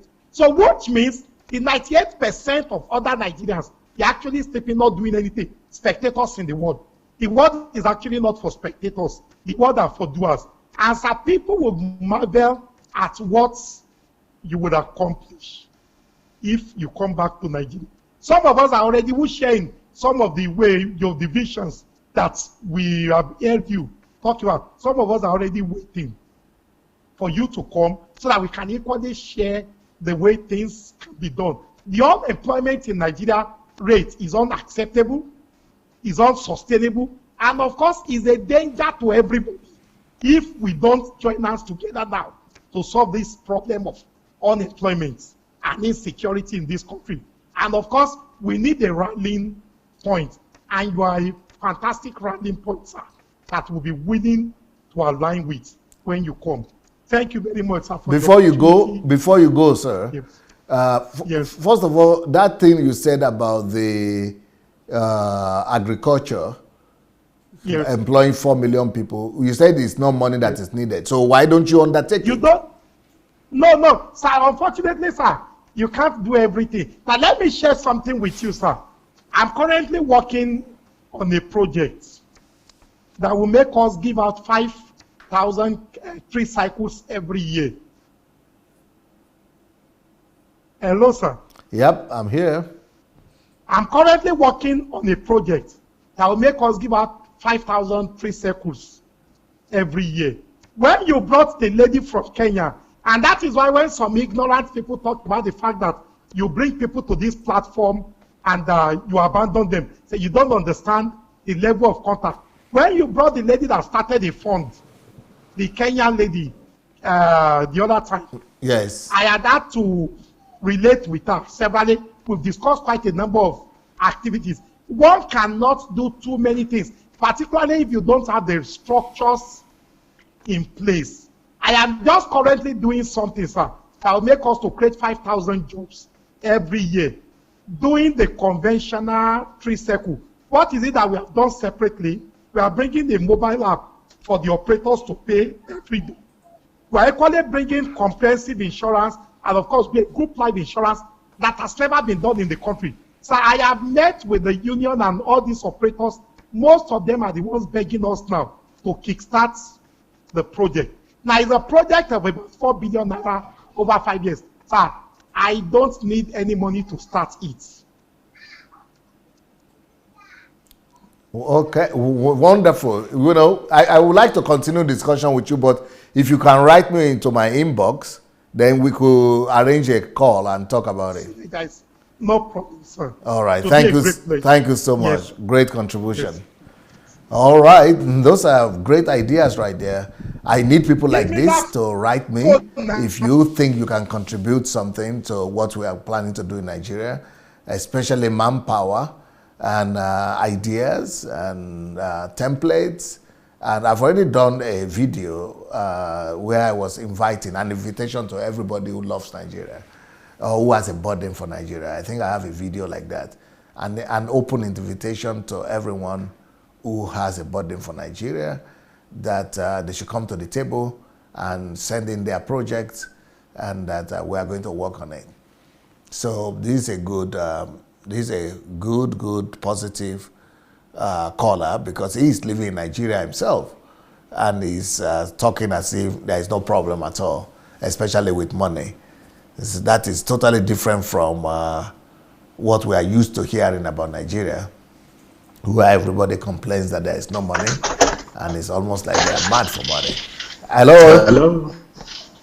Who is the caller, please, from where? Yes, who is calling from where? This is Tunde calling from Nigeria. Shustiche. Tunde from Nigeria, yes? Yes, sir. Thank you for the great job you have been doing for us. And I want to say to you that DSA, just like Ebra Israel said, a lot of people are fired up. Fired up? Fired up, yes, with your messages. I used to call before. Oh, is it Aki today? Yes. All right. Is it the doctor? Yes, sir. All right. Yes, I remember you now. I was been thinking of you recent. Yes, I stopped calling because I realized that I had a lot of deficits in my own life. Yes. That I need to build. And you have the materials there, the resources are there for us to consume. Right. So I've been sitting down consuming them. So there's the ground is being prepared gradually. So apart from yourself, you know other people who also listen? Everybody around me, I've been igniting them with the fire gradually. Gradually. Once anybody that meets me, they must know that there's somebody called DSA in my life. Because changes. For example, where I work, I usually tell the young doctors, find your way, get out of this country. There's no hope for Nigeria. But there was a particular day in the theater, I suddenly said, there is hope for Nigeria. Everybody stopped and they look at me. What is the problem? And I smiled. I said, I now told them that I know better. That I know better now. Of course, with your teaching, with everything, I know better that there is hope for Nigeria. So that is the new message now. More and more people are imbibing it. They are getting it into their system. So there's nothing to worry about. I used to tell people recently that if only the government of Nigeria can hand over NYSC to DSA to run for just 6 months instead of 1 year, you give them the training like rehabilitation that is being done in Ukraine. Because the problem with Nigeria, we need rehabilitation. Yes. If the whole country can be just grouped into cells and be rehabilitated, total rehabilitation, our mindset is upside down. Yeah. You can imagine the Deputy Senate President saying that Nigeria, we should find a way of sabotaging electric cars so that we can sell fuel. I mean, so we need a total rehabilitation. And the fact is, as far as I'm concerned, I know that you are not moved. You are a strong person. You are not bothered about criticism. In fact, you flourish with criticism. Yes. But what I know is that Nigeria is ready for you. The ground is being prepared. And just like Brother Israel said, the empty drums make the loudest noise. Those who are getting your message inside, they are not making noise like those who are making noise on Facebook and social media, criticizing you, calling you names. It's because they are empty. They are finding what you are teaching, they are finding it difficult to take in because they have swallowed a lot of maggots for years and they are finding it difficult. They are finding it difficult to say no. They have wasted their years. I want to start afresh. That is the problem. I have friends who are pastors. When I tell them these things, they tell me, but let's just leave them. My brother, leave me, let me live my life. You face your DSA. So that is it. So the ground is being prepared. And by the grace of God, whatever is holding you in Ukraine, God will open the door and you will land in Nigeria. And the team that is being prepared by God for you on ground will join you, and Nigeria will regain its lost glory and even go higher, better than United States of America. Thank you very much, DSA. Dr. Tunde, thank you so very much. I'm encouraged to hear that. Thank you so much, and I cannot wait to see you when I get to the ground in Nigeria. Thank you very much, sir. Blessings. Yes, sir. Okay. We have, I will see if we have other callers. Yes, we definitely have other callers, but if you want to call, the way to call is to go to Facebook Messenger. When you get to Facebook Messenger, look for Move Agents, one word, Move Agents Matic. And you could then from there, write to us that you want to call, or just drop a line, text us, and we'll call you back. So this program is a new program that is hosted by Israel Balogun, all the way from Lagos, Nigeria. It is going to be called, it is called the Nigerian Mindset. This is the third one that we're having. So I think we have the playlist already. And you can go and look for the playlist, Nigerian Mindset, and you will see the other videos that we had before. Hello? Yeah. Hello? Yes, please. Who is calling from where? Yeah, hello, DSA. This is Fiona calling from Holland. Estila? Fiona. Siona? Yeah, Fiona. Oh, Fiona, yes. Yes, calling from Holland. Yes, how are you, my sister? Yeah, I'm fine, sir. I have been following your program short a while. I just knew of recent, late last year. Okay. Actually, I'll be always seeing you if I'm strolling through my YouTube. I always say, Pastor Sunday, I say, this is one of the pastors, and I'll just remove it. But one day I saw you and Daddy Freeze. I said, oh my God, he's one of us. I started listening to you. Since that day, I just glued with you. Huh. I just called to encourage you. I don't want that call. I just sit because I'm still learning. I'm learning. Yes. Because I'm in this extreme church, so I'm just learning now. I'm flushing all my system. I'm consuming all your messages. So I don't normally call. I just sit every day. I don't miss it. I'm now on the series of how to know God, to be a friend of God. That's the series I am. which God is really blessing me, and I'm grateful to you. I called because my other brother Israel, he's really talking sense. What he's saying is right. Yes. Because I have left Nigeria for a long time. I went to Nigeria this year.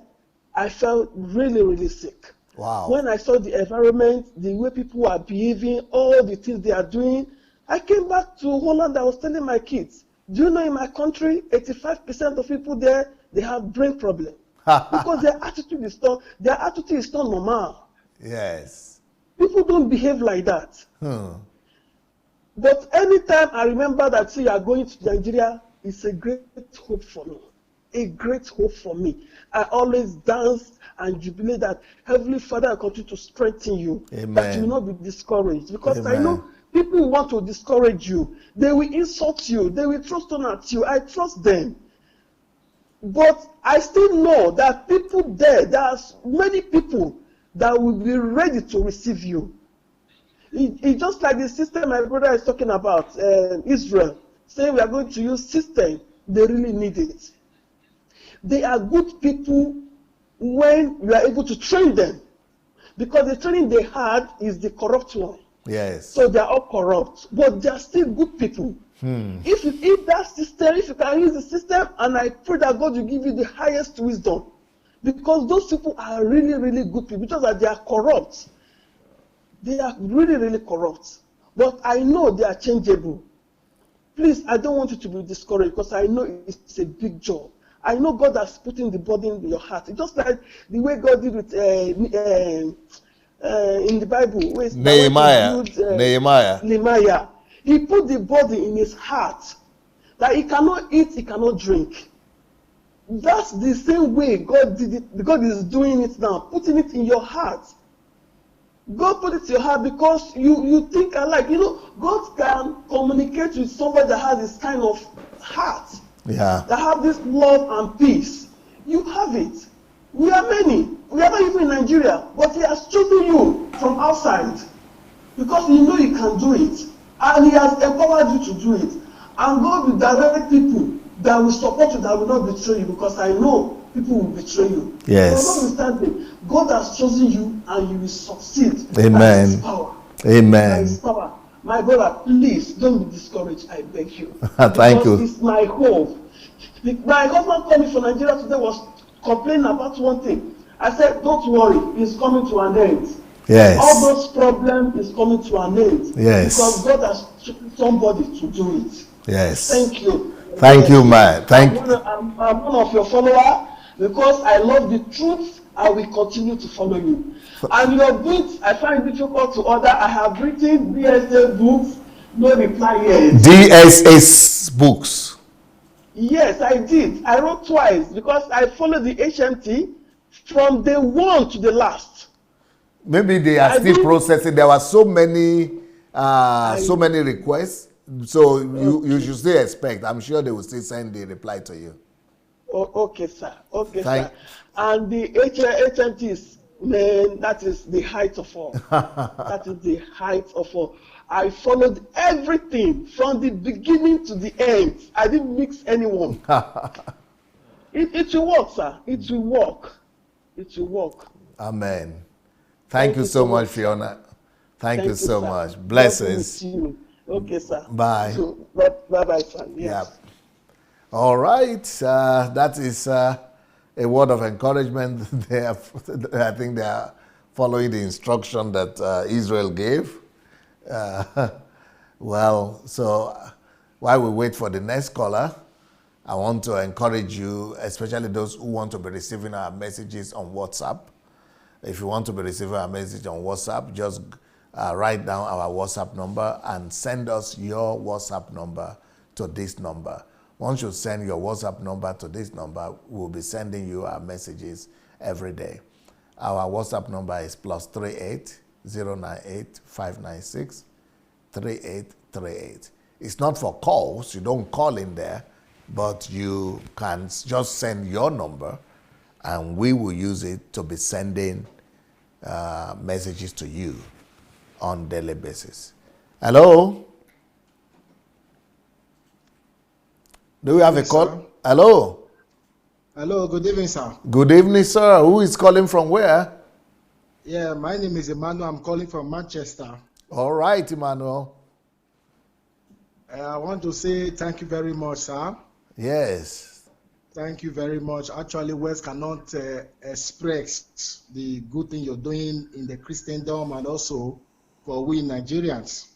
It's a great work, really great work, because so many people had this burden, but they don't know how to go about it. Okay. And I believe that God has actually lifted you up to a point that where you can talk, and not just talking, making noise, or making sense. Making sense. That is to say, when you are talking, people are listening because you have proof to it. Yeah. You have proof. I am a pastor. We have a church in Nigeria. We have a church in Italy. Before I moved down here, doing something here. Beautiful. Even while I was in Nigeria, I heard about one pastor, Nigeria pastor, that has the biggest church in Ukraine. I was wondering, I said, how? Even when I got to Europe, Italy, Rome precisely, then I understood. I was asking myself, how did he do it to be able to gather people together in thousands, not just people that matters in the society? I have been wondering. So since you've been doing this, I have been following you. I have been following it, especially this HMT, this last training. I said, okay, this is something, and this strategy there was really divine. And I want to say the what? What did you say? The last one, divine. I said the wisdom you applied, I said, was really from God, not man. Okay. It was being, you were being empowered by God. And what you did in Ukraine, those who are not in ministry will not understand. Only those who are in ministry, that have done ministry outside Nigeria, yes, we understand what God used you to do in Ukraine. Yes. It's unusual. And following that, there's a great grace upon your life, that the grace is very high. It takes high understanding to be able to understand and follow you. But so many people are criticizing, especially those who have not gone outside Nigeria, because they don't know how system work. Yes. In the sense that they just believe that Nigeria is the best place and all that. I was speaking with somebody. I said, if you leave Nigeria, if you leave Nigeria for an advanced country, when you come back, you'll just be weeping. You will weep because of our politicians. You're going to weep because of our men of God who saw the challenges and the problem Nigerians are going through. They did not tell them the truth. Yeah. Rather, they become a god. And Nigerians love those who present themselves as gods before them. Yes. Once you humble yourself, it's a problem. And I want to say, seeing the level God has taken you to, you have humbled yourself, everybody can reach you. It's really amazing. This is a humility defined. This is love defined. That's the way Christ did his own. That's the way Christ did. So I want to say thank you. I've been following your program. I've listened to lots of your teachings. Few that I see on YouTube. I would love to listen to more. I do hear you say that anybody who wants to follow you should listen at least to 200 of your messages. Yes. So I wonder where somebody can get that messages. I have 7,000 of them on my YouTube page. Really? That's wonderful. I just asked myself, I saw that you have some new books. I just asked myself, what time do you actually have to write books? Almost every week you publish one book. Yes. I said, wow, this man must be a genius. Hallelujah. Yes. So you must be a genius. So it's a great privilege because I understand the challenges we are facing in Nigeria. I even hear what God used you to do in Europe, that you're able to break the ground of Europe. And I believe that same grace upon your life, if you could break through white people to making them accept God, God will use it there in Nigeria, certainly. Amen. I'm not afraid of that. I'm not afraid. I'm very, very sure. Yes. Because once the burden is there, and by the grace of God, things are going to work, and you're actually going to see people, just as everyone has said, you're going to see people that will follow you. But there's one thing I had in mind that I just have to say. Yes. Look, people are going to betray you. They are going to set traitors into the group. Yes. To mock you. Yes. They are going to send traitors. Yes. And these traitors can even rise to the point that if they misbehave, they will say, hey, these are his sons. Yes. Are you getting me? So you have to watch out for that. It's very, very also very important, because most people, they are happy with you, but the area they are not happy with, they say you don't have respect for others. Yes. Even those fathers of faith, you talk to them the way you like. Yes. I was speaking with somebody, I said, perhaps he left Nigeria when he was very young. In Europe, no respect. If you are doing wrong, they tell you are doing wrong. Yeah, they tell you are doing wrong. Yeah, I have seen prime ministers where they ask questions, and you will be there to answer their questions. So it's only Nigeria, when somebody do something, you can't ask questions, you just take it the way it is. So I was just trying to enlighten the person. He said, but you are a Yoruba man, you're supposed to have respect for the elderly, you know. So I took my time to talk to him. I said, however, this is how it is, but if you want to check the system, these people are not actually helping. Though spiritually, in hierarchy, they may be older in ministry and all that, but that is the truth. So that is the area actually where people are criticizing you. Not that your ideas is not good, not that what you are saying about them is not correct, but the way you just so harsh on it, like Papa Deboye, Oyedipo, and other. And these people have, both two of them controls over 60% of the Christians in Nigeria. Yeah. So that is where you're going to have challenge. And they'll say, hey, you know, they fear, because these men are gods in Nigeria. So that is the only point. And I would say maybe because they've not gone out, that you can question your leader when they are not doing well. It's not a matter of hatred, it's a matter of trying to bring out the best in them. Honestly, I want to say thank you for what God has used you to do in Ukraine. I bless the God upon your life, and I will continue to follow you. I have the opportunity, I will read more of your books to be able to, even from your message I followed, from your message rather, I've decided to go back to the four Gospels. Yes. Matthew, Mark, Luke, and John, to actually see the leadership qualities of Christ. The Lord told me something. God told me, say, study the leadership qualities of Christ. Yes. I went there to actually follow up. How has he been moving with people? I find out that he was not a proud person. Yes. He was amongst the people.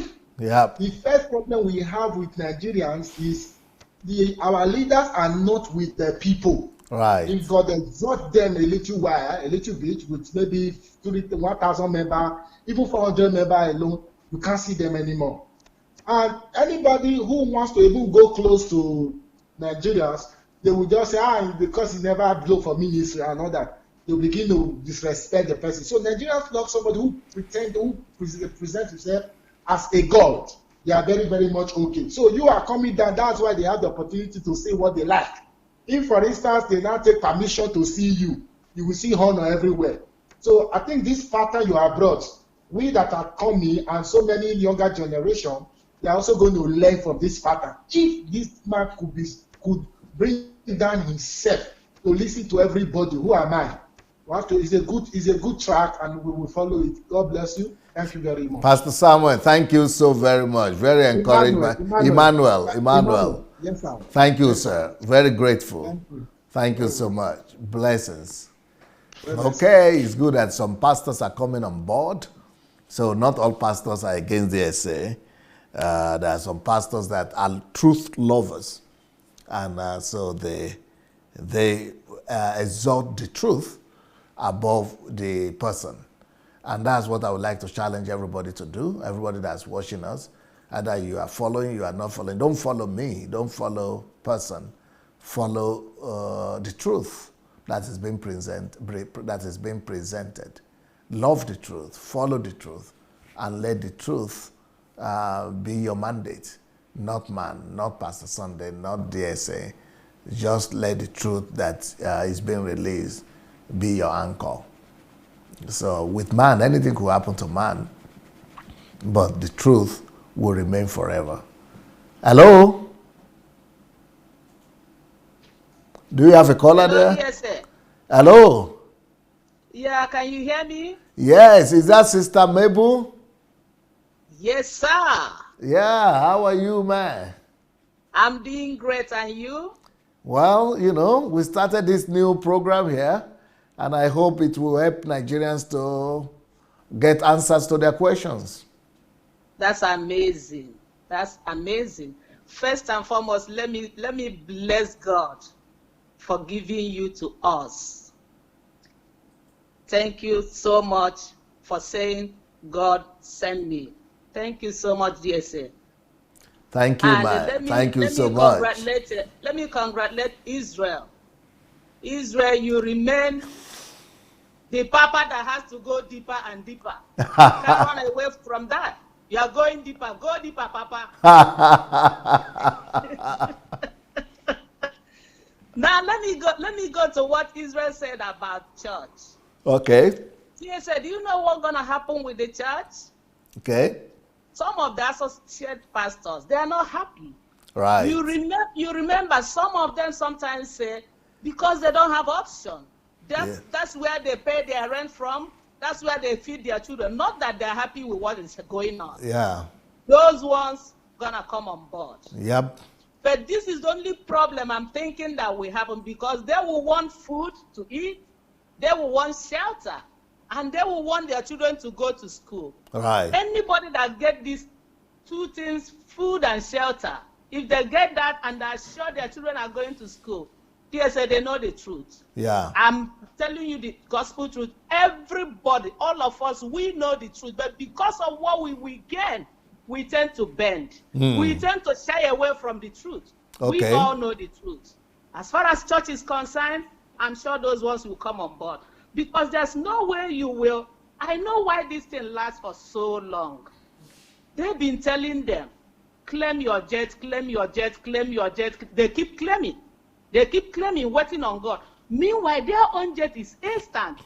Those claiming jets are holding their ATM right there to give the pastors their own instant gratification. They get theirs right there, but they have to wait for God. You can only fool somebody once. By the second time, that person will reason. Don't worry about those people fighting you. They're gonna come on board. I guarantee you this, because there's no way you'll be telling me so. Okay, look at what you showed this morning. Somebody did IVF. They can't open up their mouth and say it was IVF. They danced to, and the pastors knows exactly what happened. The couple knows exactly what happened, but they're telling to the gullibles. Now you are explaining it so that people will know that you can't get a child doesn't mean you are barren. Even if you are barren, there's other ways to do it. Yeah. And those are the miracles the Oyibos sent to us. Because for we, it's a miracle. But for Oyibos, it's a system. Yeah. That's a system there. Yeah. But nobody is telling us. But they are hearing now. Nobody will say they are not hearing. When Daddy Freeze started, it was like heaven is getting loose. Look at the woman that just called. He said, when she saw you with Daddy Freeze, it was like, oh, this is my person. Yes. So I'm not afraid about the church coming around, because there's no way you will tell me, let their ways be slippery. Let them fall and die. Nobody is falling and dying. Boko Haram did another one. Boko Haram did another one that I saw on Facebook. This is the Boko Haram. Odedobo will stand up and say, I challenge. What is he even challenging? I'm even happy they are sitting themselves on their legs, because they are. Suleiman is about number. The way you keep talking and we keep increasing by number. Is that what you're gonna use to answer what you are being told? You tell people claim. They are not claiming anything. They are not seeing anything. Rather, they are taking what they're supposed to put back into their business to make profit, and they're giving it to you. You are telling them claim. By the time our people realize this, DSA, they're going to be fire on the mountain. Let me leave church again. I'm not afraid of church, because we know the truth. I was telling somebody, okay, you are telling me that you are quoting from Psalms for me, because David said, let their ways be slippery. Okay, what did Christ say? David said their ways will be slippery. What did Christ say? What David said and what Christ said, which one supersedes the other? Yeah. And you're telling me we're both claiming from the Bible. Yeah, we are all both claiming from the Bible. But what did Christ say? Yeah. He said, love your enemy and pray for those that persecute you. Yeah. Olukoya is here saying, no, enemies must die. How many? At least let him clear the Boko Haram. Don't we know that he's working. Let him clear them. He can do that. That just keep manipulating people. But I know that you can only fool somebody 1, 2, 3. By the time you fool a person by 40, then that person, maybe they will finish that language, because there are some languages I cannot even say again since I'm following you. So let Olukoya keep doing what he's doing.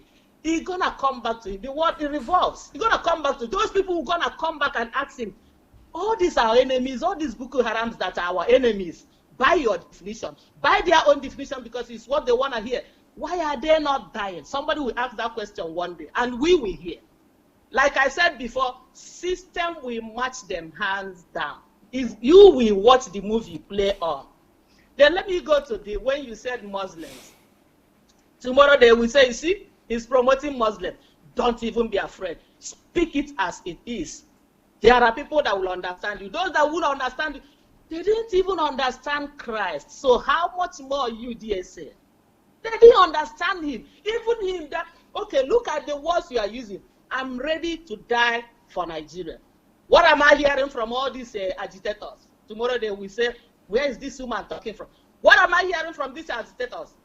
The last time, when Python dance happened, they said, I cried my heart out. During that Python dance, come and see boys rolling.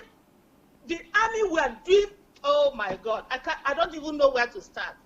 They were rolling on mud waters. They were doing terrible things to them. Where is that your head? Where's him? Where was that your head? It was nowhere to be found. And when you speak, they say, hey, hold this person you are talking to. Why would I not talk to him? He's a bona fide Biafran as I am, if they call it Biafran. But all I know is that I'm an Igbo lady to the core. Nothing will change it. God has instituted me to be an Igbo lady, and I keep saying it. I'm going to be the expert of that. I keep saying it. Yes. Where was he? I don't even know that he escaped that. Just count so many died, and I keep telling them, no Igbo man will die again. Amen. Buhari, please listen to me. Amen. Buhari, please listen to me. Don't kill them anymore. Forget about whoever that is making you angry. I'm not for what they're doing. Please spare my people. I love them. I want them to live. Any day anybody is telling you either Biafra or death, I wish I would see that person close to close. They will not die. Amen. They will live.